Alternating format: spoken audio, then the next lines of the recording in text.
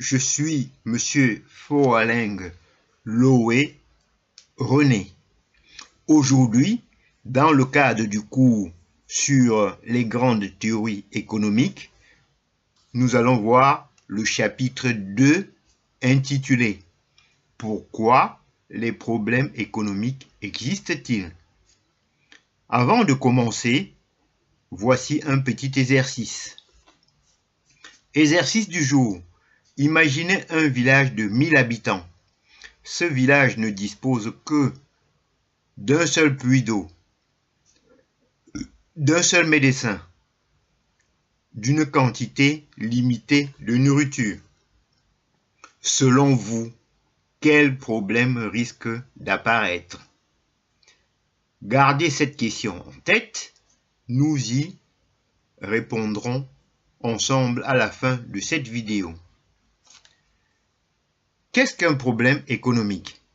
Un problème économique apparaît lorsque les besoins sont supérieurs aux ressources disponibles. Autrement dit, les êtres humains désirent souvent plus de biens et des services qu'il n'est possible d'en produire immédiatement. Par exemple, tout le monde souhaite un logement confortable. Tout le monde souhaite se nourrir correctement. Tout le monde souhaite avoir accès aux soins. Tout le monde souhaite disposer d'un revenu suffisant. Mais les ressources permettant de satisfaire ces besoins sont limitées. C'est cette situation qui crée les problèmes économiques. La rareté. Le problème fondamental. La rareté est le fondement même de l'économie. La rareté ne signifie pas nécessairement qu'une ressource n'existe pas. Elle signifie simplement qu'une ressource est disponible en quantité limitée. Par exemple, le temps est limité à 24 heures par jour. Les terres agricoles sont limitées. Le pétrole est limité. Les budgets des ménages sont limités. Les budgets des États sont limités.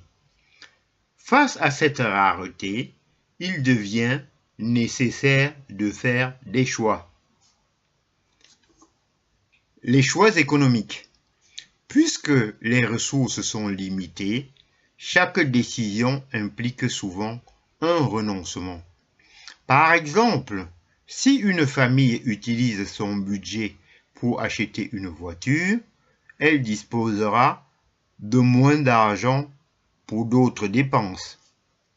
Si un gouvernement décide de construire un hôpital, il pourra avoir moins de moyens pour construire une autoroute. Les économistes parlent alors de coût d'opportunité. Le coût d'opportunité correspond à ce que l'on abandonne lorsqu'on choisit une option plutôt qu'une autre. Exemple concret.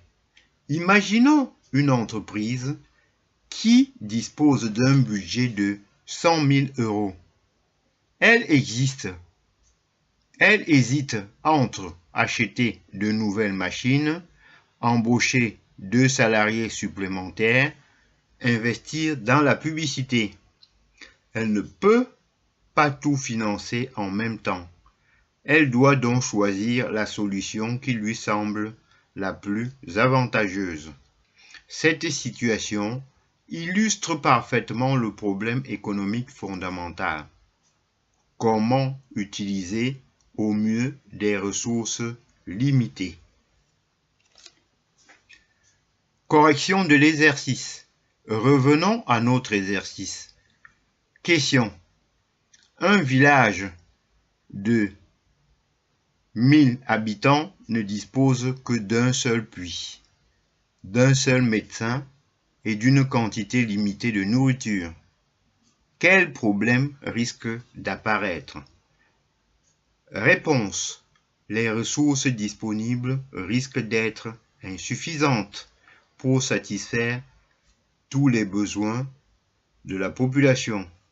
Cela peut entraîner des files d'attente, des pénuries, des conflits d'accès aux ressources, la sécurité d'établir des priorités. C'est précisément pour comprendre et résoudre ce type de situation que l'économie existe. À retenir, un problème économique apparaît lorsque les besoins dépassent les ressources disponibles. La rareté est le fondement de l'économie. Les ressources sont limitées. Les choix économiques sont inévitables. Chaque choix entraîne un coût d'opportunité. Conclusion. Dans ce chapitre, nous avons découvert que les problèmes économiques trouvent leurs origines dans la rareté des ressources, parce que les besoins humains sont nombreux et que les ressources sont limitées. Les individus, les entreprises et les États doivent constamment faire des choix.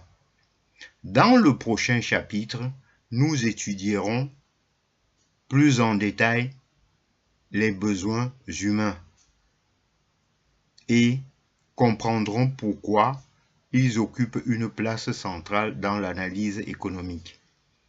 Abonnez-vous à la chaîne Foaleng Loé René pour découvrir le chapitre 3, les besoins humains en économique. J'en ai terminé et je vous en remercie.